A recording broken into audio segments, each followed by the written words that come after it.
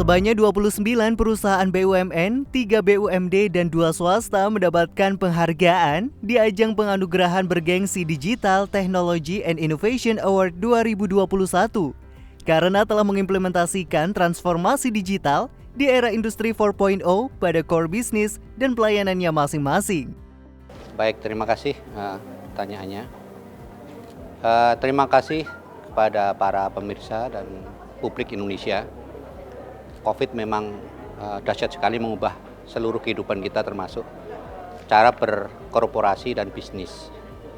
Kali ini kami dari majalah High-Tech dengan dewan juri yang dari berbagai kalangan dan pakar, para dokter IT, para praktisi dan riset teknologi, membuat suatu penilaian secara strategis bahwa Indonesia ini harus berubah dan ternyata perusahaan-perusahaan kita, banyak BUMN kita, banyak perusahaan swasta kita sudah ternyata berubah jauh sekali. Luar biasa, banyak yang tidak tahu bahwa ternyata Indonesia mampu menghadapi COVID dengan cara yang sangat profesional. Banyak dari mereka sudah pada level maturity IT di level 4. Artinya, di dalam perusahaan itu, mereka sudah menerapkan teknologi IT yang sangat canggih, termasuk mungkin artificial intelligence, data security, dan juga data center yang sudah terkoordinasi dalam suatu cloud computing yang canggih. Saat ini, waktunya membuktikan implementasi dari transformasi digital sebagai penyelamat ekonomi, bisnis, dan pelayanan masyarakat. Yang sudah didominasi 60-70% milenial, cepat berubahnya. Tapi yang di bawah 50% sudah berubah tapi kurang cepat. Jadi ternyata syaratnya adalah ada tipping point namanya. Tipping point di atas 50% itu cepat sekali akselerasinya. Karena sudah anak-anak muda ya muda 30 tahun ke bawah lah. Jadi yang pikirannya luar biasa maju dan inovatif dan kreatif. Nggak hanya sekedar dia muda tapi kreatif inovatif. Sekarang kalau mau masuk perusahaan-perusahaan yang top kelas ini, yang antri ribuan yang diterima cuma puluhan. Oleh karena itu banyak sekali startup yang baru yang mungkin insya Allah menjadi unicorn atau decacorn akan muncul dalam tahun-tahun ini.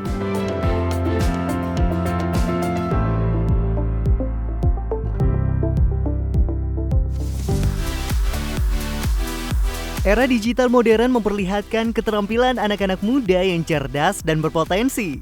Banyak yang sukses karena adanya internet, karena mereka memiliki keterampilan menggunakan internet dan apa yang ada di dalamnya.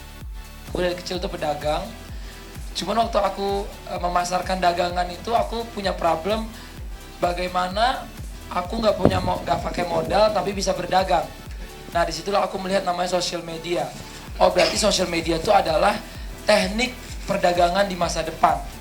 Jadi aku benar-benar menseriusi social media dan dari semua social media yang aku lihat, dari yang aku bukan hanya prediksi atau kayak meramal, tapi memang lihat perkembangan zaman, aku melihat kalau YouTube ini akan menjadi sosial media dengan engagement tertinggi, dengan fanatismenya juga lebih tinggi daripada sosial media yang lain.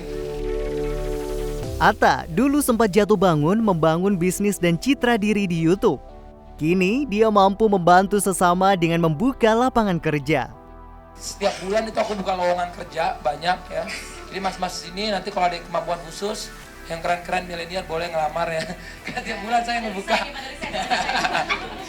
Saya ngebuka tiap bulan dengan job yang berbeda-beda karena saya bikin sesuatu yang mau berkembang terus.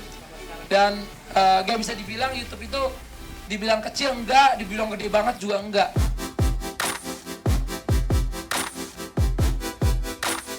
Bahkan konten YouTube milik Ria Ricis membuat pasar digital meledak. Dan channel utama Ricis Official telah meraih sekitar 24 juta subscribers.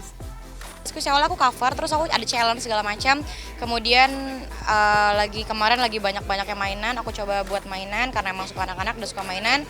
Booming, banyak yang suka, akhirnya aku lanjut. Kemudian kan aku juga harus ngelihat ke depan ya. Orang-orang apa sih sukanya, kan nggak mungkin kita stuck di mainan, terus kita butuh inovasi, kita butuh sesuatu yang baru. Akhirnya kita kembangin dan kita harus berani keluar dari zona nyaman. Akhirnya kita bongkar dan kita mulai tahun kemarin sih, awal tahun 2019 kita nyatakan kita berhenti di konten mainan, kita bahas yang lain. dari tim udah nyiapin sesuatu sih. Kita kayak pengen bikin web series yang ringan banget. Tapi tetap tontonannya ringan, nggak yang bikin orang mikir sampai yang ini gimana. Pokoknya ringan, karena tadi Atta juga udah bilang ya, 70% penonton YouTube di Indonesia itu butuh sesuatu yang menghibur, yang ringan dan yang nggak bikin mikir sama sekali. Jadi memang kita tuh bikin yang ringan banget. Membuat konten viral penting bagi para konten kreator, sebab sebuah konten tidak akan menjangkau banyak penonton jika tidak viral.